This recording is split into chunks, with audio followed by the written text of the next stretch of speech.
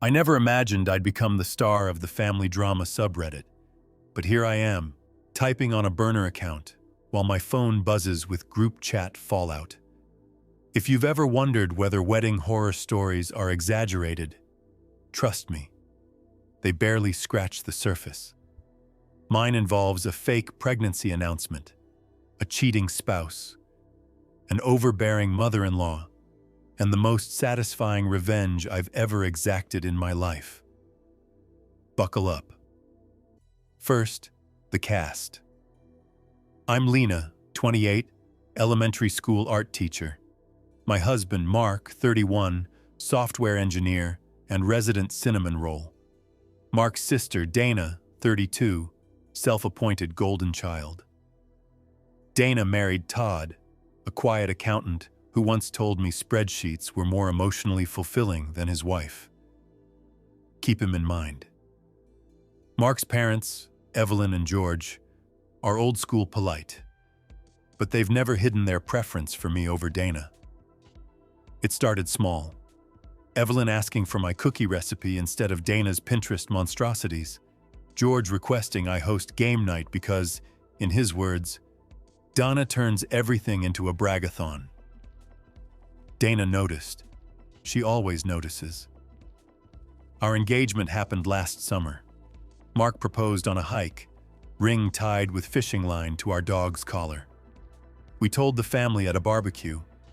Dana nearly cracked a molar from clenching her jaw while everyone admired the ring. She made some joke about us finally catching up to her and Todd. Never mind they'd been married only a year. Then wandered off to loudly complain to the bartender that the wine selection was pedestrian. From that day on, Dana treated our wedding planning as a competitive sport. If I mentioned a florist, she just happened to call the same one for a mystery event. If I booked a venue tour, she posted Instagram stories from the lobby minutes later. She wasn't planning anything. She just wanted me to know she could snatch it if she felt like it. I responded the way every exhausted bride eventually does. I stopped telling her things. Information blackout. My sanity improved immediately. Apparently, so did Evelyn's mood, because she started texting me secret congratulations every time she noticed Dana fishing for wedding intel and coming up empty. I kept the texts, not because I planned to use them, but because instinct told me to document everything. Teacher reflex. Fast forward to the rehearsal dinner. Dana showed up 45 minutes late in a floor-length white dress. Mark's cousin whispered, "Is she kidding?" Evelyn whispered back, "That girl has more nerve than a toothache." Dana twirled, letting the skirt fan out like she was the bride. I smiled, took a sip of champagne, and decided she wasn't worth the scene. That restraint would pay off later. Wedding morning. I woke to a text from Dana. "Hope you have a beautiful day, sis," followed by a selfie of her in a satin robe, white again. I rolled my eyes, then ignored my phone to focus on vows and hairpins. The ceremony was at a lakeside lodge with floor-to-ceiling windows framing autumn trees. I walked down the aisle to violinists playing "Here Comes the Sun." Mark cried. I cried. Dana didn't. She was too busy scowling, while Evelyn dabbed happy tears. Reception time. We moved to the grand hall, everyone buzzing over mini crab cakes and signature cocktails named after our dog. Dana downed 2 before dinner. Todd sipped water, glancing at her like a ticking bomb. Speeches began. My maid of honor rocked hers. Sweet, funny, only mildly embarrassing. Then best man. Then Dana, uninvited, took the mic. She tapped it hard enough to screech, making guests flinch. "I'm not on the program," she announced, "but I have to share a little surprise." My stomach dropped. Mark's jaw tightened. Dana placed a hand over her flat midsection. Dramatic pause, then beamed. "I'm pregnant." A gasp rippled through the room. Flashbulbs popped. Evelyn's face shifted from joy to confusion faster than you could say, ovulation. Dana continued, I found out yesterday. I've been bursting to tell everyone, and what better place than my baby brother's wedding? Sit down, Mark muttered, too softly for the mic. Dana ignored him. Baby's due in July, can you believe it? She cooed, faux affection dripping. People clapped out of reflex. She soaked it in like the spotlight she'd been starving for. Todd stood. Actually, he said, voice steady but loud, we need to clear something up. The room hushed. Todd walked to Dana, took the mic. We aren't pregnant. Dana's lying. Dead silence. Dana laughed, shaky. Babe, you're so funny. Todd didn't smile. Funny? You've been having an affair for 6 months. You told me you might be pregnant yesterday, yes. But you also said the baby probably isn't mine. Whispers exploded. Dana's wine glass shattered on the floor. Todd continued, since you decided to blow up their day, I'll finish the fireworks. I'm filing for divorce and I've already told your parents. Dana screeched, lunged for the mic, missed. Security, yes, we hired security, stepped in. Mark grabbed my hand under the table. Evelyn covered her mouth. George looked murderous. Security escorted Dana out, heels clacking like a retreating army. Guests stared, unsure whether to clap or pray. I glanced at the DJ. He raised eyebrows. What now? I nodded. He hit play on the playlist. Up-tempo Motown flooded the hall. A few brave souls danced. Gradually, tension eased. By the end of the night, people were laughing about the plot twist heard round the world. I refused to let Dana ruin our happiness. But I wasn't done. Dana's stunt wasn't just petty. It was nuclear. She'd tried to torch our wedding, humiliate Mark, upset his parents, and pity-bait attention with a fictitious fetus. She deserved more than public shame. She deserved consequences she'd feel for years. Revenge, though, had to be precise. I'd watched enough Reddit revenge threads to know sloppiness backfires. I needed facts, receipts, and timing. Step 1, gather intel. 2 days after the wedding, while Mark and I sipped hotel room coffee, Todd texted me. Sorry for the drama. Dana ruined your night. If you ever need statements, call. I asked if he'd share evidence of the affair. He sent a folder of screenshots. Donna sexting someone saved as gym coach, hotel confirmations, even a voicemail where she bragged to a friend about ditching Todd after the wedding because he's dead weight. I thanked him. Step 2, legal angles. Donna's grandparents left a trust that disperses funds yearly to married, law-abiding descendants. Adultery clauses are antiquated, but in this trust, clearly written. If a beneficiary divorces due to infidelity, they forfeit the next distribution unless the wronged spouse signs a waiver. Todd didn't plan to waive.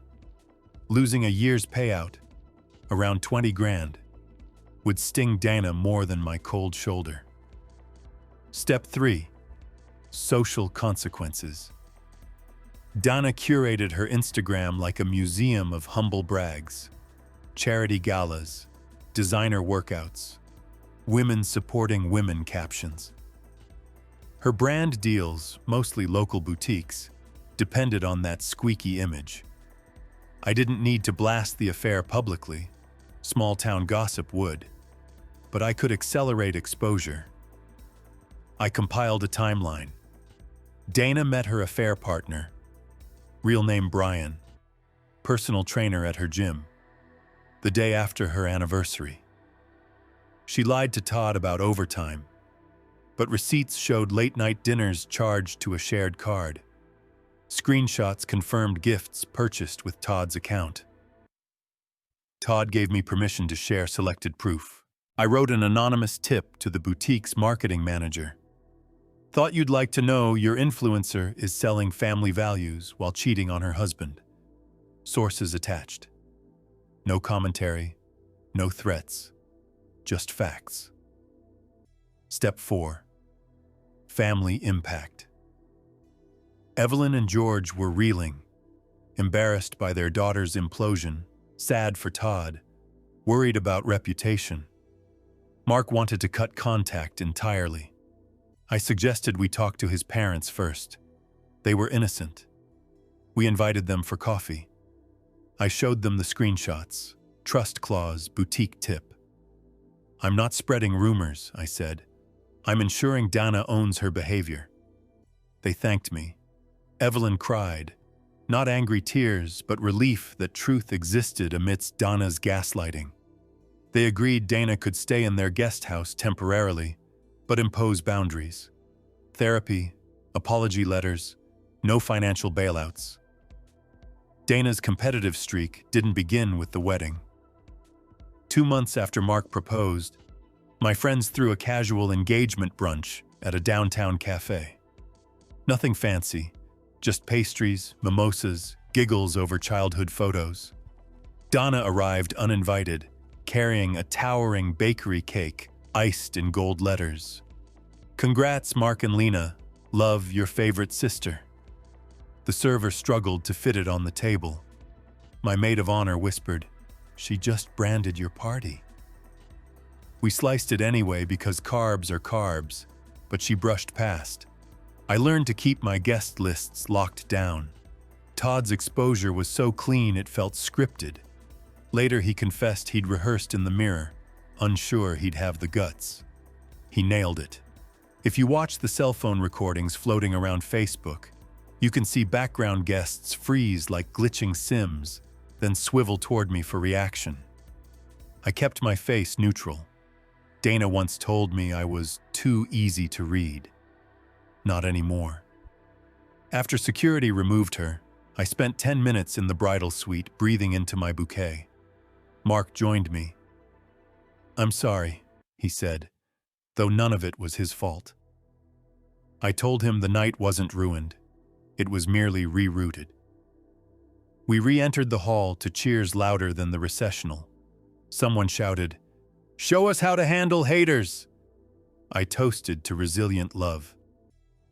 Guests chugged champagne. The caterer boxed extra desserts so people could stress-eat caramel brownies on the ride home. 5 separate attendees later sent thank you notes for the entertainment. When we flew to Greece for our honeymoon, Dana was still trending in our hometown's Facebook moms group. Evelyn messaged updates. Dana tried blaming hormonal imbalance, then emotional abuse from Todd. Neither stuck. A rumor surfaced that she'd sold her story to a tabloid. Turns out the magazine fact-checker dropped it after learning the pregnancy was fabricated. No embryo, no exclusive. Mark and I spent sunset dinners dissecting the incident like amateur psychologists. Was Dana always like this? Or did favoritism warp her? Mark recalled childhood Christmases, where Dana snatched his gifts to announce them first.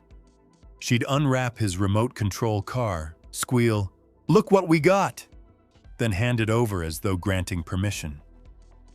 Their parents scolded her, but not hard enough. Behaviors calcify. Halfway through the trip, Todd emailed copies of the hotel invoices Dana had hidden. He circled dates. Every time she claimed to be volunteering at women's shelters, she was actually booking ocean view rooms with Brian the trainer. The irony, not even Dana's charity selfies were true. I asked Todd what outcome he wanted. Revenge is a buffet. Pick your dish.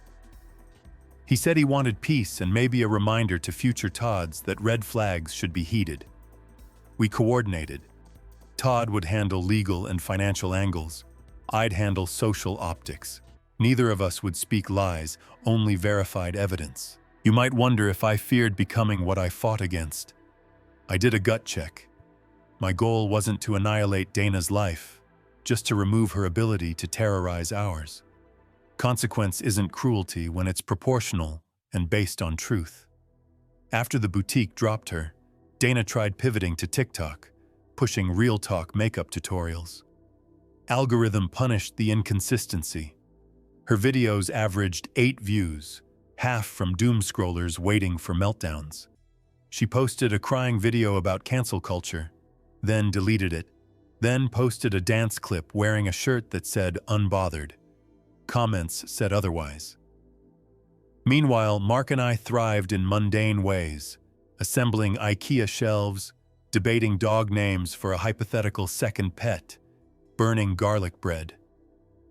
We discovered serenity is loud in its own right. It drowns out drama when you nurture it. Jess ultimately rejected Dana for the startup role. The official reason: experience mismatch. Unofficially, no company wants a PR grenade with a short fuse. Dana sent me another email, shorter this time. I hope you rot. I filed it, unread beyond the subject line. My revenge collection grew, but its purpose shifted from weapon to reminder. Never extend unearned passes again. The divorce finalized in record time because Dana refused mediation, insisting Todd trapped her. Judge saw through it, awarded Todd the majority of assets, citing marital waste. Dana's attorney withdrew after non-payment. She represented herself at the last hearing, ranting about gender bias until the judge reminded her half the courtroom was female. Relief settled over the families like fresh paint. Holidays rearranged. Thanksgiving at our house. Donna's seat filled by a rescued greyhound who ate turkey skin off Evelyn's plate. We laughed instead of tiptoeing. George taught Mark how to carve without mangling the wishbone. The tradition stuck. If you crave a concrete revenge climax, picture this. A year after the wedding, I opened our front door to find a shoebox on the porch. Inside lay Dana's once viral engagement ring, note attached. Pawn shops won't take lies. I don't know whether she intended to guilt me or beg for help. I mailed it back without a note. Some debts are beyond repayment. The last I heard, Dana was couch surfing with a college friend, pitching MLM vitamins on Facebook Live to an audience of bots. Her live stream freeze frames show forced enthusiasm and fading filters. No one claps anymore. People ask if I want an apology. Honestly, I want her to apologize to herself. Own her choices, fix the internal void. Until then, I sleep fine. Revenge, served measured, becomes closure. Mark and I framed our wedding invitation alongside a newspaper clipping of Dana's boutique scandal headline. Not as gloating, okay, partly, but mostly as a reminder that truth, like art, deserves a display. I whispered thanks to the quiet night. Lesson: narcissists gamble that decent people won't fight back. Document, strategize, then act. Revenge isn't petty when it protects your peace. Stay safe, stay savvy, over and out.